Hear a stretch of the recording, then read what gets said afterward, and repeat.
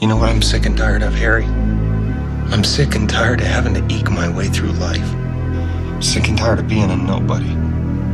But most of all, I'm sick and tired of having nobody.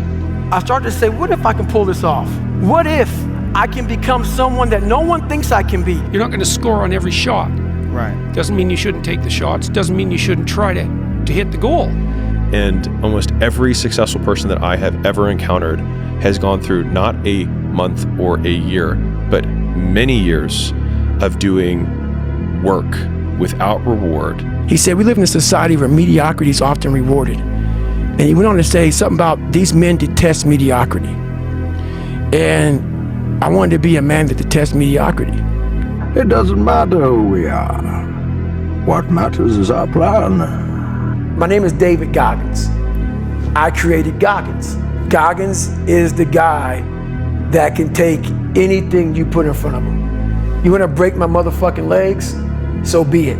No one cared who I was till I put on the mask. I'd say one of the strongest mental frames that has gotten me through my hardest times is thinking this will be the story that I will one day tell. Be the hero of your own movie. If your life was a movie and it started now, and people were watching up to this point, what would the audience be screaming at the screen, telling you to do with your life? forget about whatever financial disasters you've had, personal failures, relationship failures. What would the hero of your life's movie do right now? I knew a man who once said death smiles at us all. All a man can do is smile back. The harder it is, the bigger the dragon, the more epic the story, and by consequence, the more epic the hero. Project yourself into the future and say, where do I want to be in 5 to 10 years? If I could design a perfect life, so my life was perfect in every respect, my relationships, my income, my work, my family, my health, my home, my car, what would it be? Nobody can destroy you if you won't let them. You're a man. You are a man. Stand up and be a man. Make the hard decisions, make the sacrifices. It always takes me back to that quote of Marcus Aurelius, who had a slave that would sit behind him and always whisper to him, hey, you're just a man. Pain or damage don't end the world, or despair, or fucking beatings. The world ends when you're dead. Until then, you got more punishment in store. Stand it like a man and give some back. No one's coming back to help me. So it starts with that person in that mirror. You have to realize you are on your own now. Kill the boy and let the man be born. You want to be the one that says, fuck it, I'm going to do it anyway. I know I don't feel good today, but I'm going to go out there and I'm going to prove to myself that even on days that it doesn't feel right, I push myself. The only way to gain confidence in yourself is to build something. Particularly young people today, I mean, maybe it's always been that way, are so afraid of being different. They're so afraid of being odd. But look at all the powerful people in this world. Look at your Elon Musks. Look at your celebrities in entertainment, in business and politics. They're one of a kind. Let me tell you the best advice I ever got at Harvard. You want to be great? You need to sacrifice. The more painful the sacrifice, the greater you'll be. You're going to lose sleep.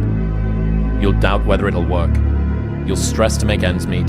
You won't finish your to-do list. You'll wonder whether you made the right call and have no way to know for years. This is what hard feels like, and that's okay. Everything worth doing is hard, and the more worth doing it is, the harder it is. The greater the payoff, the greater the hardship. If it's hard, good. It means no one else will do it. More for you. When you're suffering, or you're lazy, or you're procrastinating, doing something that's harder than the state that you're in bounces you back much faster. Everything in life that's hard is just a series of things that are easy. You just have to take that first step. But the point is taking that responsibility for yourself and committing to yourself to say, I'm gonna take action and I'm gonna make it happen. Go do something that's hard. Go try and accomplish something that's hard. You may win, you may lose, you may succeed, you may fail. I'll tell you what, you'll be better. In the early days, hard was, ooh, stop. This isn't good. I should this is a warning sign, this is a red flag, I should slow down, or I should stop, I should pivot. I'm clear on what this path is supposed to look like. And these rocks and these dragons are things that I'm going to have to slay along the way to get the princess or get the treasure. I get happier about the harder it is because I know that no one else will follow. It's a selection effect. Even if 99% of them fail, you only have to be right one time. You don't have to figure it all out in advance. You can be wrong, you can pick the wrong career, you can pick the wrong job, you can pick the wrong spouse, you can pick the wrong whatever. But you get it right one time, you're set. And I think if you can shift from this is hard to no one else will be able to do this, then it flips from being this thing that you're like, oh, poor me, to oh, poor everyone else who's going to have to fucking try. Life has to be hard. Yeah. It has to be difficult in some ways. It doesn't have to be, shouldn't be traumatic, shouldn't be, awful or painful, but things have to be hard for you to learn to do hard things. Whenever I get to a low point where I think, why do I even bother?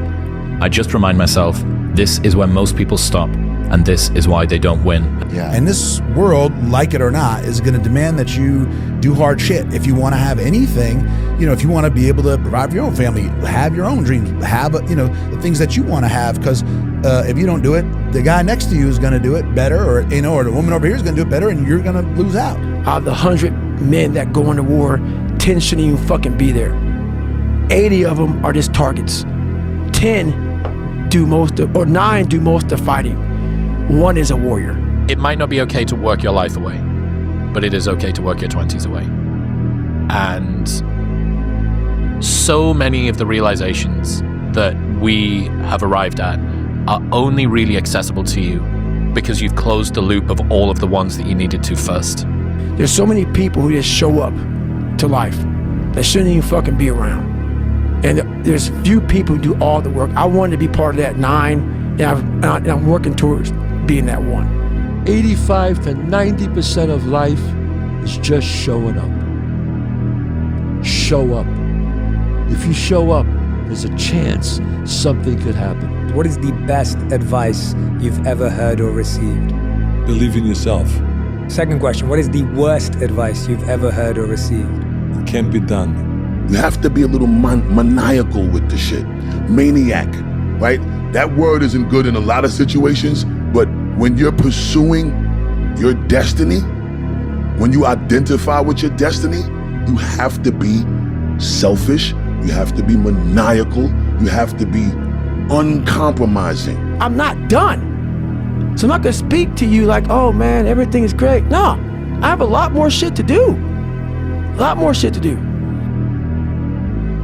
And you have to move in a way when it comes to those 3 things, when you function completely in a way where it's an unwavering faith. Make it so that when they fucking look at you and they see you 5 years from now down the road and you walk into a fucking restaurant, they won't even look at you. They'll look the other way, or they'll look at the ground because they are so fucking embarrassed of what they did or how they treated you or what the fuck they said to you or how they tried to fuck with you, that they are embarrassed about what they did and where you went with it. No matter how much emotion and feeling you may have or how much hurt you may have, life has to go on. Life doesn't stop for anybody. So if you don't process that and understand that, you're stuck in whatever time period you got hurt forever. Forever. Yes, sir. Yes, sir. Yes. So grudges and anger and negativity, I don't have time for it. What have you got to lose?